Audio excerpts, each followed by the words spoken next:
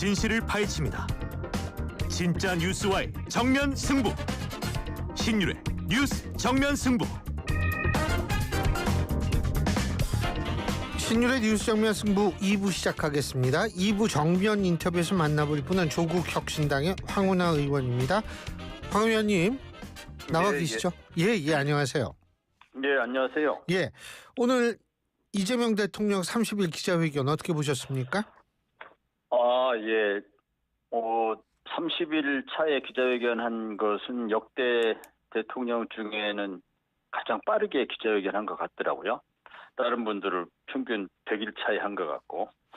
그래서 자신감의 표현이 있던 것 같습니다. 여러 가지 국정 현안을 난 다 파악하고 있다. 대안도 제시할 수 있다. 뭐 이런 자신감을 표현 아닌가 싶고, 실제로 뭐 여러 현안들에 대해서 거침없이 이제 입장을 밝히셨고, 이제 이재명 대통령을 조국혁신당도 이번 대선에 수를 내지 않고 지지했었는데, 그때 지지한 이유 중에 하나가 성남시장, 경기도지사 이렇게 역임하면서 상당히 그 행정 능력이 좀 검증된 준비된 대통령 아니냐 뭐 이런 이유도 있었는데, 그런 면을 확인할 수 있었던 그런 기자회견 했는데, 개인적으로 저는 특별히 관심이 있었던 내용은 검찰 개혁에 대해서 이제 어떤 입장을 밝힐 것인지. 어저께 그 민주당에서 검찰 개혁 토론회를 하면서 그 당대표 후보인 2명, 정청래 의원, 박찬대 의원이 각각 뭐 추석 전에 끝내겠다, 예. 9월 달에 끝내겠다, 뭐 이렇게 얘기했지 않습니까? 그에 대해서 이제 이재명 대통령이 좀 속도 조절은 뭐 이런 걸 말씀하시면 어떡할까 좀 걱정을 하면서 좀 지켜봤었거든요. 그래서 뭐 신중하게 추진돼야 한다는 뉘앙스를 읽히긴 했지만, 그러나 국회의 입법적인 결단을 존중한다라는 그런 기조여서 좀 다양스럽게 생각하고 있고요. 그다음에 이제 최근에 검찰 인사에 대해서 좀 비판적인 의견들이 있을 텐데, 그에 대해서 혁신당에서 주로 그 얘기 많이 하더라고요. 예. 그에 대해서 그 국민 눈높이라든지 이런 걸 좀 고려해서 인사에 뭐 지난 인사는 어쩔 수 없었다 하더라도 이후 인사에서라도 이재명 정부답게 이번 검찰 인사는 과연 이재명 정부의 인사인지 좀 의심스러웠거든요. 그래서 그 이재명 정부답게 좀 국민 눈높이에 맞는 그런 인사를 했으면 좋겠는데, 그런 거에 대한 좀 입장을 밝혔으면 좋지 않았을까, 그런 아쉬움은 있습니다. 그럼 꼭 뒤집어서 얘기하면은 지금 이재명 대통령의 검찰 인사는 국민 눈높이에 잘 안 맞는다 이렇게 생각하시는 거군요. 대단히 실망스러웠죠. 예. 그게 그 이재명 대통령으로 인사 말씀을 하시면서 공무원 전체를 그 영혼 없는 도구처럼 이렇게 말씀을 하셨거든요. 공무원이 이제 정치적인 성향을 가지면 안 된다는 측면에서 볼 때는 영혼 없는 공무원이라는 그런 측면이 하나 있지만, 그러나 그 시킨 대로만 그저 그 맹목적으로 복종하는 도구는 아니죠, 공무원들이. 그리고 그런 논리라면 그 일제하에서 독립군들 잡아들이던 친일 경찰도 하나도 벌할 수 없습니다. 나치에 부역했던 사람들 하나도 벌할 수 없습니다. 공무원 시킨 대로 했는데 무슨 잘못이냐는 거죠. 그래서 그 윤석열 정권 하에서 검찰권을 오남용했던 사람들을 뭐 실력파다, 뭐 성과를 낸 사람이다, 이런 그 논리로 그 사람들 다시 중용하는 것은 어제의 범죄자들을 단죄하지 않음으로써 내일의 범죄자들에게 용기를 주는 그런 시그널을 주는 거 아닙니까? 그래서 그 부분은 실용적인 인사, 이재명 정부의 이제 특색 중에 하나가 실용과 통합으로 보이지 않습니까? 이번 인사에서도 보면. 예. 근데 실용에서도 또 통합에서도 원칙은 있어야 됩니다. 원칙도 없는 실용이라면 그것이 수구 기득권 세력들에게 회생의 기회를 주는 거고 뭐가 다르냐 그렇죠. 그래서 그런 부분은 뭐 이후에도 인사 검증 과정에서 그런 부분도 좀 정밀하게 검증을 해서 예컨대 이번 검찰 인사에서 과거 김학의 사건의 수사를 담당했던 사람들이 영전했거든요. 이게 말이 됩니까 이게. 김학의 사건 1심, 2심, 3심 전부 무죄 나온 거예요. 전부 무죄 나왔는데 그때 그 수사 기소 남용해가지고 그 재판 받는다는 게 저도 재판 받아서 알지만 엄청난 고통이거든요. 그 고통을 안겨준 그 사람 검찰권 남용해가지고 국민의회전 검찰권 남용해가지고 그래서 그 엄청난 고통을 안긴 사람들을 영전시킨다는 이게 말이 됩니까 이게. 그래서 그런 부분은 정밀하게 살펴야 됩니다. 어쨌든 지금 검찰 개혁 말씀하셨는데 심우정 이제 전 검찰총장이죠. 뭐 그리고 그 검찰 수뇌부가 모두 그만두지 않았습니까? 그러면은 다행이죠. 예. 이 검찰 내부에서는 조금 볼멘 소리도 나오고 뭐 이러는 모양인데 뭐 이렇게 분위기가 되면 검찰 개혁이라는 정부의 방향에 좀 탄력이 붙는 거 아닌가 이런 분석도 나오던데 어떻게 보세요? 매우 다행스러운 것은 지금 검찰개혁의 천재 이루의 기회를 만난 것이 이제 맞다. 다들 그렇게 분석하는데 우선은 이게 이제 내란 세력에 대한 청산이 좀 필요한데 이것을 검찰의 과거 문재인 정부 때 적폐청산을 검찰 특수부에 맡겨가지고 결국 검찰개혁이 실패했었거든요. 네. 이번에도 내란 세력 청산을 만약에 검찰이 맡았다면 이 검찰 개혁하기에 아주 가장 큰 걸림돌이 되거든요. 그런데 다행히 지금 뭐 내란 특검, 김건희 특검, 최혜병 특검에서 전부 특검이 수사를 하고 있지 않습니까? 그래서 천만 다행이고 또 하나는 심우정 검찰총장 등이 이제 물러나가지고 이제 저항의 구심점이 사라져가지고 그 부분도 다행이죠. 그래서 검찰이 아마 지금은 과거에 저항했던 검찰개혁에 저항했던 그때와는 정세 판단을 달리하는 걸로 보입니다. 검찰개혁 이른바 수사기소 분리가 검찰개혁 핵심인데 검찰개혁 그 중수사기소 분리를 받아들일 수밖에 없는 것 아닌가. 그럼 그걸 받아들여서 검찰이 결국 그 공소청으로 새로 태어나야 될 텐데 그럼 나는 공소청이 남아야 되나? 아니면 검찰이 하던 수사를 이관받을 중대범죄수사청으로 옮겨야 되나? 뭐 이런 고민들 하고 있는 걸로 알고 있거든요.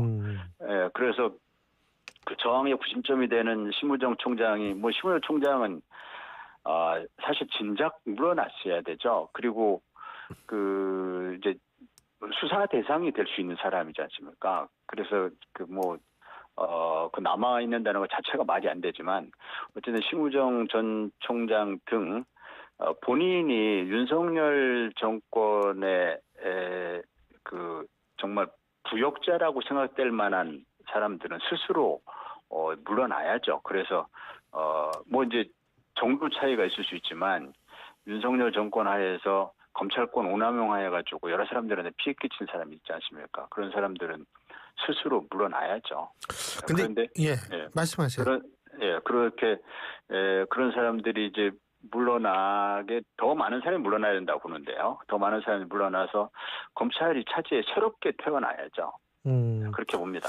근데 그 일각에서는 이제 다 좋은데 경찰의 이 권력이 너무 비대해지는 거 아닌가? 이렇게 되면 이렇게 되면 사실 과거 이승만 정권 시절이나 아니면 전두환 정권 시절에 경찰이 만만치가 않았죠. 그러니까 이제 검찰 개혁에 대해서 가장 큰 오해, 아주 잘못 알고 있는 것 중에 대표적인 게 지금 경찰이 비대화되는 거 아니냐 이런 것이 우려거든요. 이번 검찰 개혁 그 내용을 제대로 이해를 하면 경찰은 하나도 달라지는 게 없다라는 걸 알게 됩니다. 경찰은 그냥 그 자리에 있어요. 커지는 권한이 단 하나도 없습니다. 즉 검찰의 권한이 비대화돼서 문제가 됐었는데 그 검찰의 권한이 경찰로 가는 게 하나도 없어요. 그러니까 권한이 비대해지는 게 아니라 업무가 커진다 이 말씀이신 것 같은데, 그죠? 아니 경찰의 업무가 커지는 것도 아니고, 업무가 커지는 것도 아니고 이제 이전에 문재인 정부 때 경찰에게 수사 종결권을 부여했었습니다. 그건 이미 이전에 수사권 조정 과정에서 그렇게 개정이 됐던 것인데, 그런데 그것은 이제 수사 종결권 때문에 경찰의 업무가 좀 늘어날 수는 있죠. 네, 그거는 이제 그 업무 절차를 여러 가지 개선을 통해서 개선함으로써 그걸 좀 하나씩 시정을 해야 될 문제이고 개선해야 될 문제이고, 이번에 검찰 개혁은 그런 내용을 담고 있는 것도 아니고 검찰에게 직접 수사권을 폐지하고 검찰이 갖고 있던 직접 수사권을 중대범죄수사청으로 넘긴다는 그런 내용이기 때문에 경찰하고 아무 관계가 없습니다. 네, 경찰의 권한이 달라지는 건 하나도 없다. 그 경찰국 폐지하려고 하는 것 같은데 그 부분은 어떻게 보세요? 경찰국 폐지는 너무 당연한 수순이고요. 그게 그 윤석열 정권이 잘못했던 일 중에 시행령 통치, 시행령 쿠데타라는 게 있었습니다. 그게 국회에서 법을 만들었는데 그 법에 그 하위 법규인 시행령으로 대통령령이나 법무령 이런 시행령으로 입법의 취지를 완전히 그 몰박시키는, 완전 무력화시키는 시행령 만들어버리는 건 사실 쿠데타와 다를 바 없거든요. 근데 위헌 위법이라고 하는 그 시행령, 위헌 위법 시행령이라는 지적을 받고 있는데, 한동훈 장관이 대표적으로 국회에서 그 검찰의 수사권을 대폭 제한하는 입법을 통과시켜놨더니 그걸 다시 다 늘려놓는 것을 시행령으로 만들어놨거든요. 정말 어이없는 일인데, 그 한동훈 장관이 그걸 가지고 헌재에 국회에서 법을 잘못 만들어놨다라고 헌재에 권한쟁의 심판을 청구를 했다가 졌죠. 그 국회에서 법 만든 거 하나 잘못된 게 없다. 헌재에서 그건 국회에서 판단할 영역이다. 입법의 영역이다. 이랬거든요. 그럼 입법의 취지에 따라야 되는 거죠, 정부가. 근데 입법의 취지에 정면으로 역행하는 시행령 만들어가지고 검찰의 수사권을 다시 다 늘려놨거든요. 그런 정말 법치주의를 파괴하는 데 앞장선 사람입니다. 그런데 그 또 하나의 시행령 쿠데타가 바로 경찰국이었거든요. 경찰국이 과거에 정부조직법, 경찰법 만들 때 당신 내무부, 지금 행안부 해서 치안사무를 삭제했거든요. 경찰 업무에 관여하지 말라. 이랬는데 그거를 시행령으로 다시 행안부에다 경찰국을 설치해가지고 경찰의 인사권과 지휘권을 장악하려고 하는 그런 시도였거든요. 그 행안부 경찰국 설치는 정말 시대의 경찰을 한 30년 전쯤으로 되돌려놓는 그런 정말 어이없는, 그때 윤석열 대통령이 그런 거 한다고 그럴 때 이상민 장관하고 정말 선무당에 사람 잡는구나. 저 사람들이 경찰을 망가뜨리려고 아주 작심한 사람들 아닌가. 저 사람들이 역사에 어떻게 책임을 지려고 저런 짓을 하나. 이를 생각했었는데, 어쨌든 그때 그 경찰국 설치에 반대하는 총경회의들을 하면서 그 뜻 있는 총경들이 경찰을 설치하면 안 된다라고 하면서 그 이른바 총경회의를 했었는데, 그 총경회에 참석했던 사람들을 전부 하나씩 2단계를 강등시키는, 사실상 2단계를 강등시키는 보직에다가 그 사람을 발령내고 지방으로 전전하게 만들고 이런 엄청난 인사보복을 했거든요. 아주 정말 그 포악한 짓을 했는데, 이번에 경찰국 폐지와 함께 그 당시 경찰국 폐지에 반대하는 총경회의에 참석했다는 이유로 인사불이익을 당한 사람들을, 그 사람들 명예 피해 회복시켜줘야 됩니다. 뭐 우리 청취자 여러분을 위해서 간단하게 한 말씀드리는데, 우리 황운하 의원께서는 경찰대 출신의 경찰 출신이십니다. 그렇기 때문에 경찰에 대해서 또 이 얘기가 나오면 굉장히 하실 말씀이 많죠. 아니 근데요, 황 의원님, 오늘 이재명 대통령이 그 비교섭단체 야 5당하고 이 만났잖아요. 점심 같이 먹었죠. 오찬 활동을 했는데 여기에서 우상호 정무수석이 전한 바에 따르면 조국 전 대표 사면 요구에 대해서 이재명 대통령은 즉답하지 않았다, 이렇게 지금 보도가 되고 있는데, 이 부분에 대해서는 어떻게 보십니까? 사면권은 대통령의 고유의 권한이기 때문에 통상 그 대통령 본인 이외에는 절대 언급해서는 안 되고요. 그 다음에 사면권은, 그러니까 사면의 대상자는 발표되기 전까지 내일 발표한다 하더라도 오늘까지 누가 사면 대상자인지 알려지면 안 되는 것이죠. 그렇기 때문에 이재명 대통령께서 언급하지 않은 것은 너무 당연한 것이고요. 내일 사면이 이루어진다 하더라도 오늘 언급하면 안 되죠. 그래서 그거 가지고 언급하지 않았다는 것 자체 가지고 사면에 대해서 긍정이다 부정이다 이렇게 평가할 수는 없고요. 제가 듣기로는 이제 조국 대표의 한정에서가 아니라 윤석열 정권에서 공권력의 남용에 따라서 이제 피해를 본 사람들이 있거든요. 예를 들자면 건폭. 건폭으로. 그때 맨 처음인가? 그때 건폭 잡는다고 그랬었죠. 건설 노동자들을 이제 조폭에 비유해가지고 건폭이라고 그러면서 그때 건폭으로 몰려가지고 어떤 사람은 자살도 하고, 그때 지금도 감옥에 있거나 재판받고 있는 사람들이 있을 거거든요. 그렇게 공권력의 남용에 따라서 이제 피해를 겪고 있는 사람들, 재판받고 있는 사람들, 또 감옥에 있는 사람들, 이런 사람들이 있거든요. 그런 사람들이 잘못된 공권력의 행사로 핍박을 받고 있다면 그 부분에 대해서 이제 정상적인 정부가 들어섰다면 그에 대해서 피해 회복을 하는 것, 이것은 너무 당연한 것이고 순리죠. 그런 차원에서는 이재명 대통령께서 그런 것은 필요하지 않느냐라는 언급을 하셨다고 들었고, 예컨대 진보당에서 이제 그런 얘기를 하지 않았겠습니까? 건폭 문제라든지 그런 연장선상에서 볼 수 있죠. 조국 대표 문제 직접 조국을 특정해가지고 조국 대표를 특정해서 사면 대상이 나 아니다 이런 얘기는 대통령이 할 수가 없는 얘기죠. 지금 황운하 의원님 말씀을 이렇게 듣다 보면 될 수도 있다라는 희망을 갖고 계신 것 같아요. 제가 이렇게 볼 때는. 제가 틀리게 생각했나요? 네, 저는 이재명 대통령께서 언급은 하시기에는 부적절하지만 마음속으로는 조국 대표의 억울한 점, 또 국가형벌권 행사의 과도한 점, 검찰 수사권과 기소권의 오남용의 문제, 이런 문제에 대해서 깊이 공감을 하시는 걸로 알고 있습니다.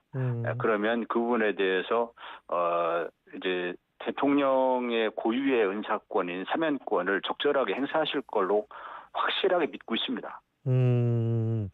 그 얘기 나오니까 제가 하나 여쭤보고 싶은 게, 정성호 의원이 말해요. 이재명 대통령 공소 폐지를 해야 된다 이런 얘기 보셨죠? 기사에서. 공소 취소. 그거 보셨죠? 그거 어떻게 보세요? 기사는 못 봤는데 언제 나왔습니까? 그런 얘기를 그게요, 언제냐 하면은 공소 취소 주장이 8시간 전에 각종 언론에 다 나왔습니다.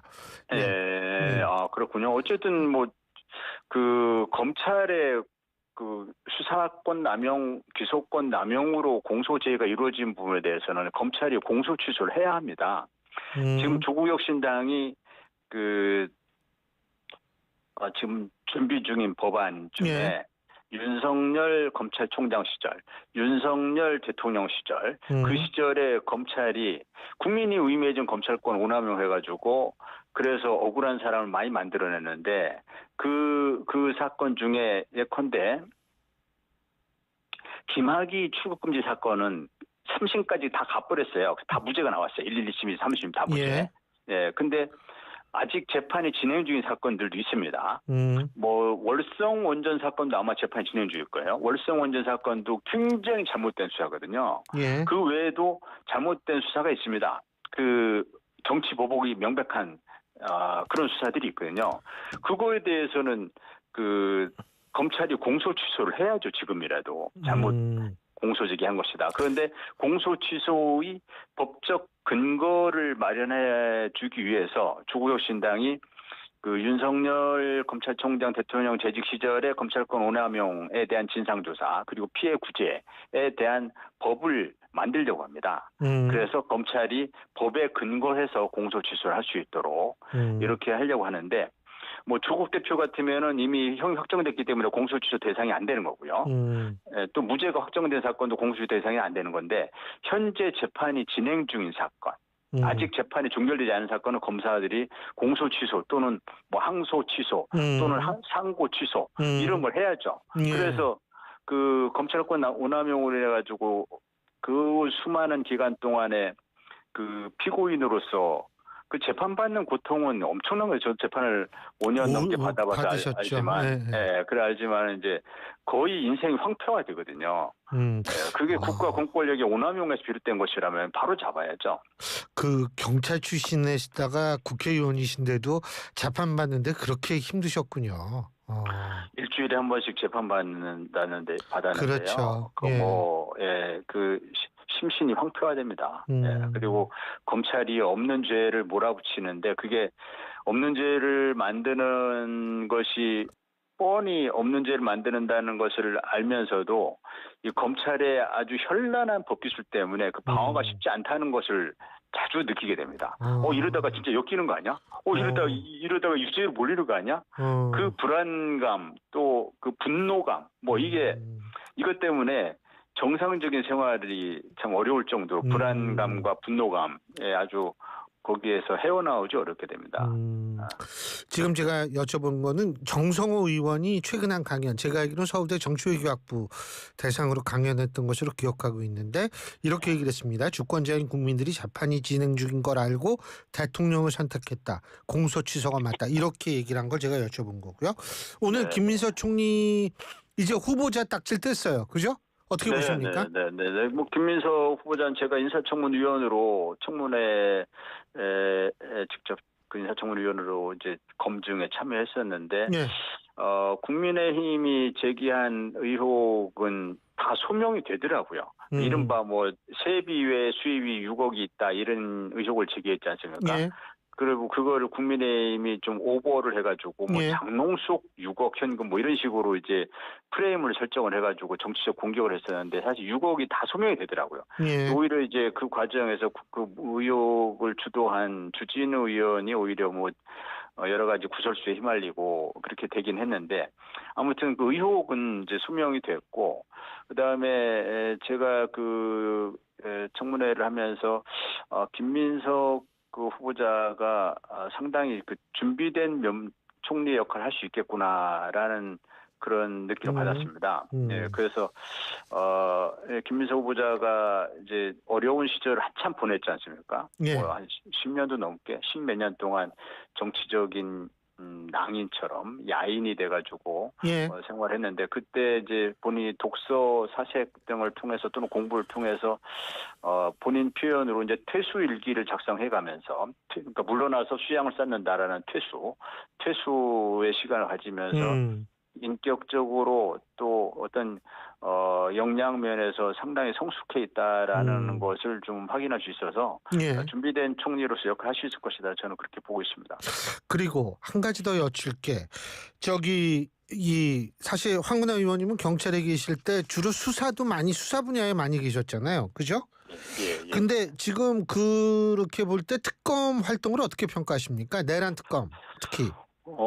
내란 특검 지금까지는 잘 하고 있고요. 특히 이제 윤석열 대통령을 딱 그 1호 수사 대상으로 첫 번째 수사 대상으로 겨냥을 해서 소환 요구를 하고 지금 윤석열 대통령의 그 이제 체포 방해가 있었지 않습니까? 이제 그 체포영장 집행 때 경호처가 나와서 이제 방해를 했지 않습니까? 그 부분에 대한 수사를 이제 경찰 총경이 담당하도록 해서 그래서 그 부분에 대한 수사가 지금 뭐 경찰 총경 수사를 거부하는 이런 윤석열 대통령이 좀 전직 대통령답지 못한 좀 결렬한 모습을 보이긴 했는데 그러나 그 부분 수사에 초점을 잘 맞춘 것 같고 그다음에 비화폰 서버 삭제, 예. 서버 기록 삭제 지시 이 부분도 이제 수사 대상으로 잘 선정한 것 같고 그 두 부분에 우선 초점을 맞춰가지고 예. 윤석열 대통령의 그 공무집행 방해, 그러니까 알겠습니다. 법원이 발부한 영장에 예. 대한 그 방해, 그다음에 예. 비화폰 서버 기록 삭제 지시 이러한 거에 대해서 예. 초점을 맞춰서 조만간 구속영장을 발부받을 걸로 전 봅니다. 예, 알겠습니다. 의원님 오늘 말씀 잘 들었습니다. 고맙습니다. 네. 예, 지금까지 조국 혁신당의 황운하 의원이었습니다. 울림이 계속